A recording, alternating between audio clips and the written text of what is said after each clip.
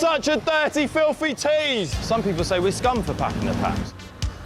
Time your tits. If I didn't do it, someone else would. Stop being such a fucking flirt. It's not illegal, like, packing the paps. What would people prefer, though? We're shooting pandas? Mugging grannies. Touching up kids? Come here, you gorgeous little darling, you. So we've had a tip-off, so we've actually come down to Big Pictures, which is Darren Lyons' office. Darren owns Big Pictures, the biggest celebrity picture agency in the world. He's the kingpin of over 1,000 paps. Go, go, go, go, go. Darren! Darren, give us a... Darren, give us something, Darren. Come on, Darren. Give us something, Darren. Give us something beautiful. Darren, give us something nice. Oh, Darren. Oh, lovely, Darren. Oh, Show us your six-pack. Show us your six-pack, Go on, get a six-pack. Come on, one six-pack. Oh, come on, Daz. Give us a six-pack. Very good, please. I don't think I can give you a job. Oh, one job. Come on, Daz. Just one. Darren. Oh, Darren, come on, Darren. Darren, you dirty tease. Daz, come on, Daz. Give us your cheese. Darren, come on, Darren. Give us a bit, Darren. Darren, come on, mate. I got a Darren, I got it. Yeah, you tease. But today, Rupert Murdoch accepted her resignation. The former CEO of News International, Rebecca Brooks, headed for court. At her side, her husband, Charlie Brooks. All are accused of trying to conceal material from Scotland Yard detectives involved in the phone hacking inquiry. When informed of these charges last month, her husband spoke of a witch hunt. She dismissed it all as a waste of public money. I cannot express my anger enough. The effect of which will be to ratchet up the pressure on my wife, who I also believe is a subject of a witch hunt. We're in Chipping Norton, home of a known witch. Her name is Rebecca Brooks. We're not actually proper witch hunters, we're community support witch hunters. So we're not actually allowed to burn her, but we are allowed to drag her from her home and measure her against the weight of a duck. Which is a shame, really, because Jacob's actually very good at burning. I'm good at burning, yeah. I did a course in burning, but it was only a summer course, not the full 3-year course. He's got real flair. Oh, look, salsa classes. Hello, sir. Just letting people know about a witch lives in the area. Yeah? You sure you're not hiding something? No. You promise? Yeah. I just wondered if you've given any tickets to any broomsticks recently? Not broomsticks, no, not part of our remit, I'm afraid. No. She has incredible powers. She's been able to make newspapers completely disappear. She's managed to bedevil a David Cameron. Yes. So we've heard. She's a disciple from the one who must not be named, Lord Murdoch.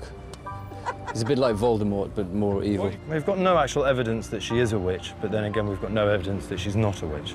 If you ask yourself, why has the Sun conducted witch hunts against paedophiles, Muslims and gypsies, but never against actual witches? Conspiracy theory? The Witchmaster General, Lord Leveson, sent us down to Chipping Norton to protect you. Do you feel in danger? Are you mad? I'm not mad, madam. Flame-headed man. Are you related to this witch? I think you might be in a lot of peril. She needs some protection. I'm just going to draw a quick salt circle around you. Salt circle. Do you weigh the same as a duck? Oh, good question, Jacob. Oh, for God's sake. So as long as you stay within this circle, she won't be able to harm you. Yeah. I'm not sure if you've got any shopping to do this afternoon. So you should be absolutely fine if you just stay exactly there. Don't move. All right. Glad to have been of some help. Welcome to Inside the Story.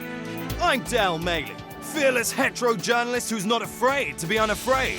I deliver fair, impartial news as it happens, wherever it happens, telling you the right way to think. I'm down here at the boat race, where the cream of British society come down to quaff a Pimsor tent and shout rah, rah, rah, rah, rah at the boys in tight shorts as they sail by on their fantastic boats. My kind of fun. There aren't too many black people or Asians, and there's not a Muslim in sight. So I've come to the boat race to celebrate how great the United Kingdom really is. What really defines us as a nation? For me, I think it's about our style. The countryside. Parties. Yargies wanted the Falklands back. What would you say to them? If someone wants to take the Falkland Islands, they can fuck off. Fucking idiot. Yeah, fucking idiot. We fought for it, and we should keep it. Isn't that right? I think we probably should, yeah. The most important thing, to fight wars, win the country, make sure the Queen's on their money. Absolutely, I think that's definitely the case. The most important thing is that we let the RGs take the Falklands and then we kick the shit out of them and take the Falklands back. Yeah, we take it back. So there it is, conclusive evidence that the United Kingdom is the best. But shockingly, this could be one of the last boat races in the United Kingdom, because the United Kingdom may soon cease to exist. It's all because some of the Scotch want to have a referendum about independence. Madness? Or is this Braveheart Part 2, The Reckoning? I think if the Scottish want to go away, then they should take their haggis and keep it. How irrelevant would Scotland be if they became independent? They're a country of only 5 million. They're a country of, what, 5 million people? Sorry, hang on a second. Shut up. Can you just hang on? I'm just trying to do an interview.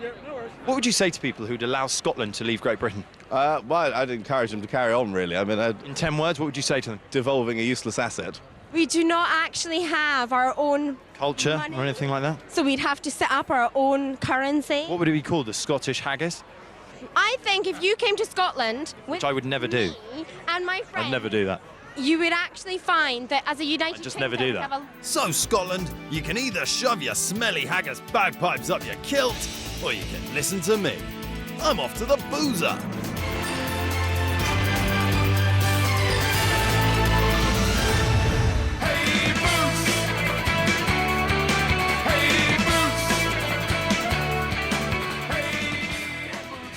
Eye test, free eye test. What does it say? B-O-O-T-S-A-R. Boots are tax avoiding shits. Shits. Everyone knows Boots, but while you're buying your cosmetics, they're getting made up to the tune of an estimated £100 million a year in tax avoidance. In 2010, the company moved their HQ to the town of Zug, Switzerland, and now pay as little as 3% tax. These boots were clearly made for walking, all the way to the bank. Trying to just raise people's awareness of is the fact that Boots is moved to Switzerland. Have you got an ID? Have you signed No, it? did you not get the email earlier today from the canton of Zug? So what's your name? I'll just go show you the manager. Oh, yeah, OK. Yeah. We're from the Swiss head office. We're just saying, if we said Zug, get the offshore look, do you think that would work? If it was branded a little bit like Marc Jacobs, just Zug. Yes. Would that work? Yes. We've gone offshore, so we only pay 3% tax. Yeah. We're filling our boots to lower our rate of tax. I mean, we're avoiding 100 million in tax every year at your expense. Would you like to try some of this? This actually reverses the signs of paying. If you'd like to take one of those. It's really medicine. Exactly, look. Basically impenetrable to the tax man. Our perfumes don't smell of nasty, horrible things like schools and hospitals. Ooh, nasty. You won't smell any public services after that. Yeah. That wasn't a hit now or anything, was it? No. Well, it might have been. So what are we going to do? What we're going to do is keep ripping you off, hopefully, and hopefully none of you will notice. So if you just take your medicine and be a good girl, then everything will be all right. Police officers entered Andy Coulson's home at lunchtime to remove his hard drive and other potential evidence. The Prime Minister in number 10 had just given one of those press appearances Andy Coulson used to manage for him. Instead of standing in his traditional place at the back of a hall watching David Cameron speak, Andy Coulson was heading for a South London police station, where he was arrested and questioned on suspicion of conspiracy to hack phones and on suspicion of bribing police officers. Here, Andy Coulson. That's his number. Leave a message on his answer phone. In the run-up to the 2010 election, the Liberal Democrats pledged to abolish tuition fees, cap bankers' bonuses, not increase the rate of VAT, put 3,000 extra police on the street and create 100,000 new jobs. Ultimately, under the coalition government, Nick Clegg seems to have created only one job, that of Deputy Prime Minister. With all those broken promises, the Lib Dems themselves may be facing the biggest cut of all.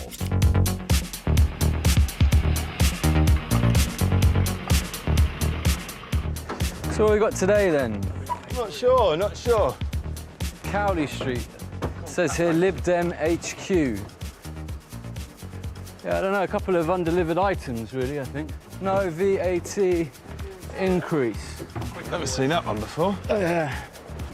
27th of April. Got Trident. Oh, this one, what's that? And tuition fees. This one looks like it's a bit broken, John. Oh no, it's like that when we got it. Look, it's broken, but actually it's exactly how they want it. Oh yeah, this one's 11th of December, 2010. This is quite a big one, Joel.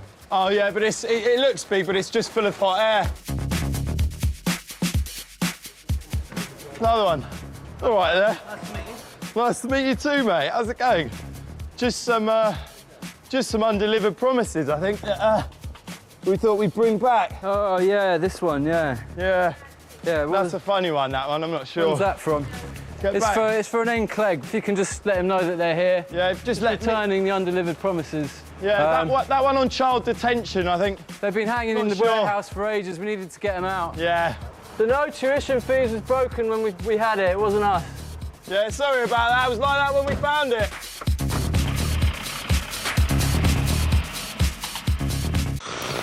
We're going to have a community burning just down the road. Yes. We're going to be burning a couple of witches, and it's going to be jolly good fun. Have you ever seen a witch burn at the stake? I haven't. Oh, well, it's bloody good. Also, house and garage and old school hip hop as well, if you're around. It's going to be banging. We're building a big pyre and we're going to put her on top. Would you like to come and police it? There'll be Pims and egg and spoon race. I think she might be impervious to conventional forms of justice, so we decided to jump straight to the burning. When's that? 4 p.m. on the green, just down there. Right. Yeah, if you'd like to come along, kids are welcome. And it's going to be jolly good fun. And then we're all going to get pissed and sink her body in the river. Could I ask you, as the Mayor of Chipping Norton, would you like first beheading rights when we burn her down on the green later on today?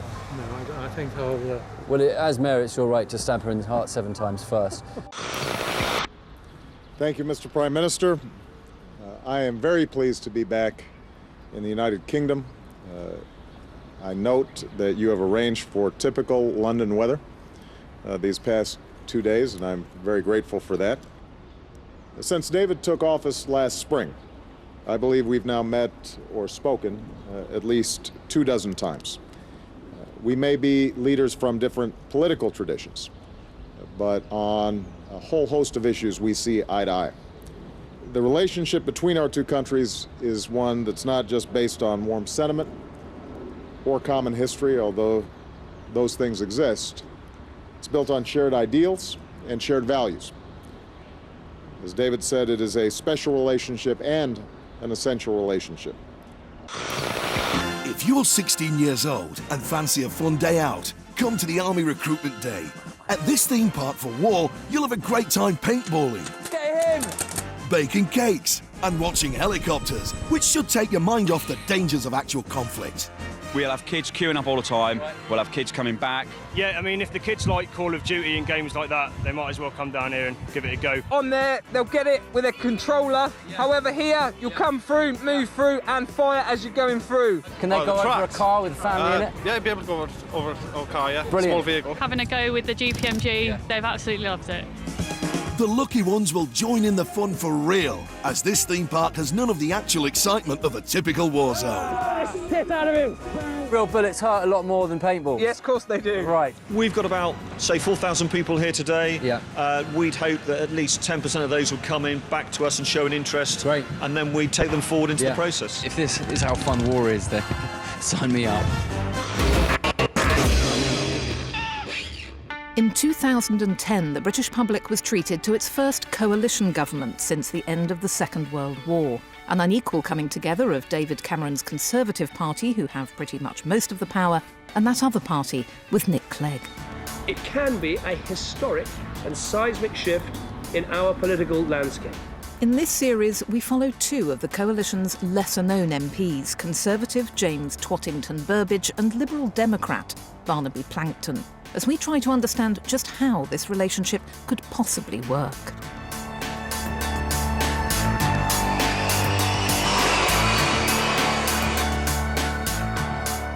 In this year's budget, Chancellor George Osborne announced a £10 billion cut on welfare spending and continued cuts to child benefit. So today, James and Barnaby are visiting a local estate to explain the options facing people on benefits in this time of austerity.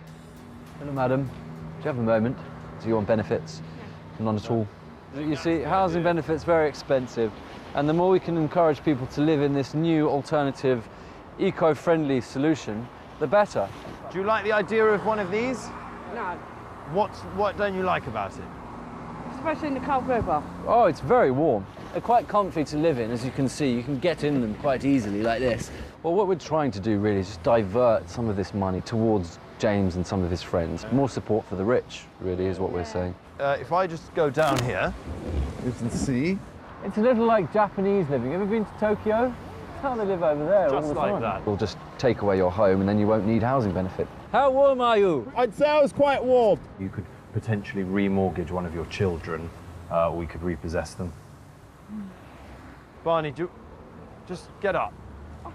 Get up. And as you can see, I'm very comfortable. Get up. Let's give him the hand. Sorry, these Liberal Democrats, they're a bit mad. If you want, then you can always, you know, come outside whenever you want. It's like a roof terrace. And the good thing about it is you can take your house with you when you're done and travel somewhere else. Lots of leg room, you see. Yeah. Welcome to If the Cap Fits, the game show that decides which immigrant can enter the UK and which can go back home. And this week's special guest celebrity contestant is Tommy Robinson, leader of the English Defence League. Whilst some have described them as a dangerous cocktail of football hooligans, far-right activists and pub racists, according to their website, the EDL are decent, patriotic people who are trying to make a positive change for the better. Now it's time to find out if the cap fits! We're going to bring out a selection of immigrants. Yep, she can go. First, you have Elif. He's a Turkish football player. He plays for Notts County. He gets paid £150,000 a year. Doesn't pay much tax, he's got a good accountant. This is Stefan, he's a Polish builder. He earns £40,000 a year, stealing English people's jobs, but he does work very hard. This is Ali, he's a florist. He earns £20,000 a year, doesn't claim any benefits. Bad fact though, he is a bit fanatical about Islam. This is Fatima, she's a fashion designer from Iran. She earns £100,000 a year, and she lives in Wootton Bassett. Yep. What size cap would you put on an immigrant like this? In the point system, a skilled immigrant, if he's a footballer, he's coming here to work, he's not coming here to claim benefits or bleed off the system. No cap on footballers? He's putting into this country, no. Stefan, Polish builder, what size cap? On a Polish bill, I think we need to end all immigration from Poland now. So, big cap? Now, stop it all. Big cap? Yeah, not that the Polish community haven't come here and... Would you have a larger cap on him than her?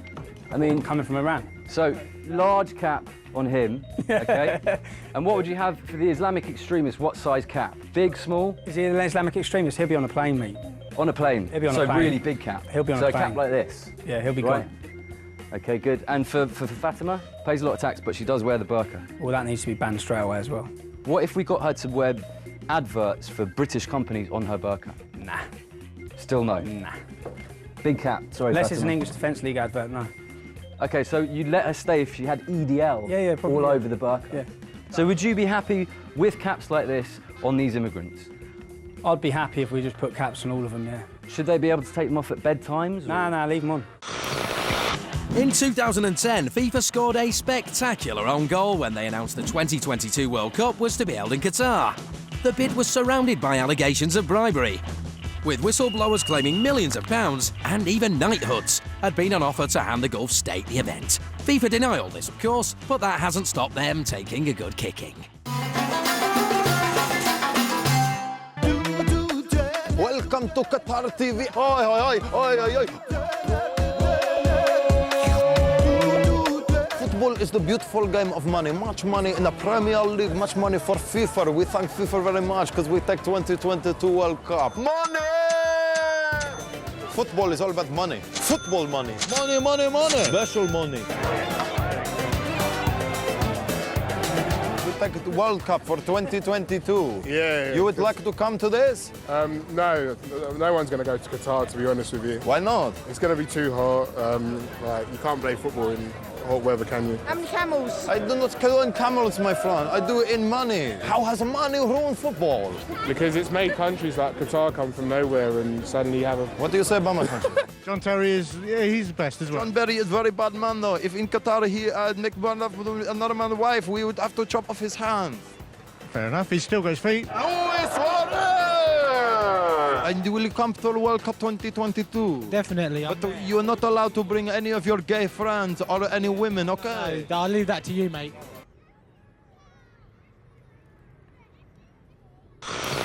Any last words, Rebecca? Didn't think so. Witch. And there she would go head first. She'd land on her head. Into her. And you see how her skirts come up there. Yeah, that's totally normal. That's part of the procedure. Celebs and models clamber for tables at Robert De Niro's fashionable NOBU fish restaurant. And there is certainly something fishy on the menu, the highly endangered bluefin tuna. Despite protest, NOBU continues to serve up the dish, showing no sign of reeling in their actions just yet. Well, I feel just like a child. Yeah, I feel just like a child. Well, I feel just like a child. Got it. Okay. Hi. Can you just remove this and ask for permission for that? Permission to lock it up. So my friends have gone to fish for some. There's no more fish. There's no more bluefin. Fortunately, we've had to lock the place up. The bluefin's extinct almost. There's none left. So my friends have gone to fish for some. How can you put this? You're not allowed to put this. It's locked up, I know. I know. You can do this, man. Well, I've just done it. You can do this. Well, I've done it. Guys, seriously, we're doing our best. We're trawling the bottom of the ocean as fast as we can. Yeah, because there's loads of other tuna that they can use. They don't need to serve bluefin tuna. They still have beer, yeah, but no bluefin tuna. You can have breadsticks and beer. All done. I'm going to go and try and find some more bluefin for our friends here at NOBU. Yeah, I need you to help me tie my shoe. Hi, I'm Sam Fox and you're watching BBC W1. How many letters? We're BBC OMG. OMG WTF. BBC OMG WTF. I beg your pardon? Get me out of here. Being on Towie is an amazing experience, but is it hard pretending to be you? No, I'm not being me. How hard is it pretending to be you?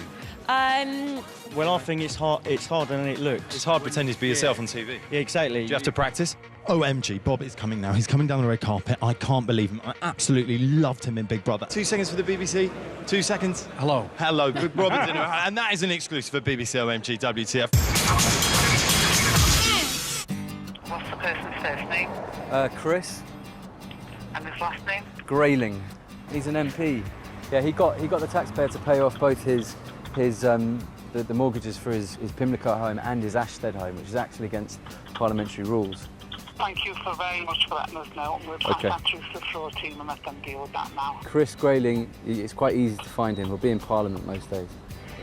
It's just quite amazing hypocrisy that Mr Grayling thinks that he can say that people on housing benefit who have spare rooms, it's a luxury they don't deserve, when he got the taxpayer to fund the redecoration of his house in London to the tune of £10,000. And yeah, and then he got us to pay off the mortgage for this home and his house in London. James and Barnaby have gone to chat to homeowners near the estate to explain what impact the budget cuts will have on the local area. Hello, hello. Hello. We have a policy in the coalition where we're getting poor people to move out of areas they don't deserve to be in. Yeah. Obviously, a lot of people are going to lose their houses on housing benefit in the area, which is a bloody good thing, especially if you own a house. You can't do benefit when people... No, I don't. Some of these people actually do need their benefit. So where do you think they will go? Somewhere else. Maybe Hull. That's a good place. Yeah. We were wondering if you could sign a petition here that says that your council tenants next door have been rowdy. No, I'm not going to sign anything like that. I'm sorry, no. Are you a council tenant? Or... My own house, bought it. You bought the house? Yeah. Oh, right, very great. good. Very good. How did you do that? Yes. Huh?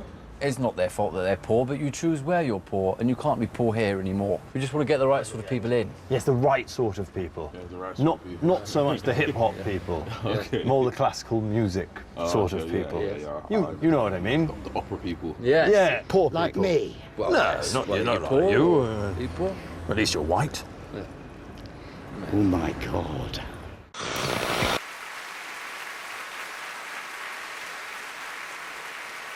You know there's something wrong with the kind of job he's done as president when the best feeling you had was the day you voted for him. President Obama promised to begin to slow the rise of the oceans and to heal the planet. My promise is to help you and your family.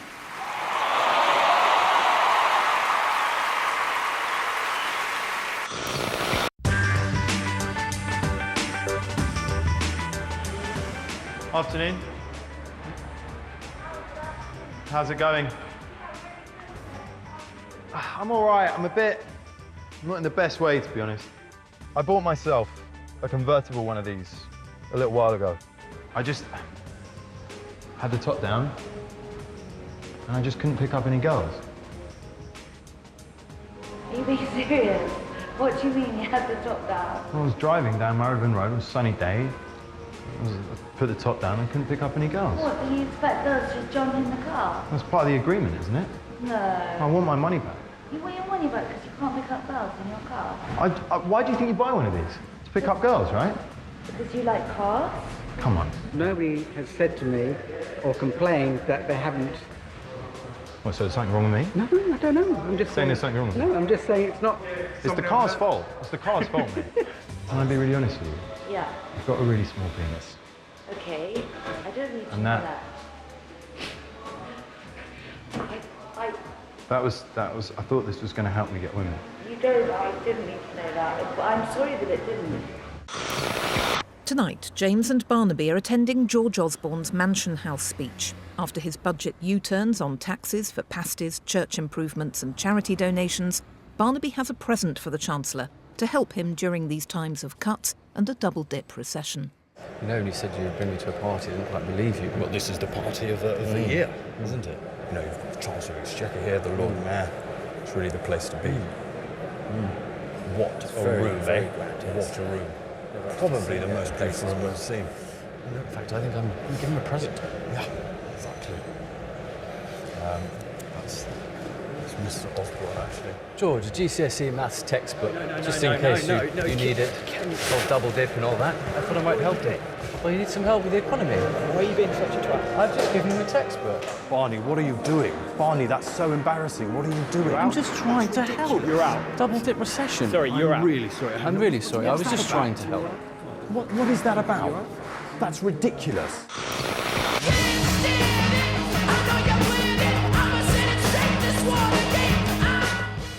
So it's the revolution on 3 and over to Twitter. Mossive says, how do they get away with all this without encountering lawsuits? On the website, Daffod said the programme should replace the news and the two presenters should replace the Prime Minister. And Sheldon says, I think I'm in love with Dale Mailey. And you can go online to the BBC Three website and have your say on our Facebook page or Twitter. There's more from the Revolution Boys next Wednesday night at 10 here on BBC Three.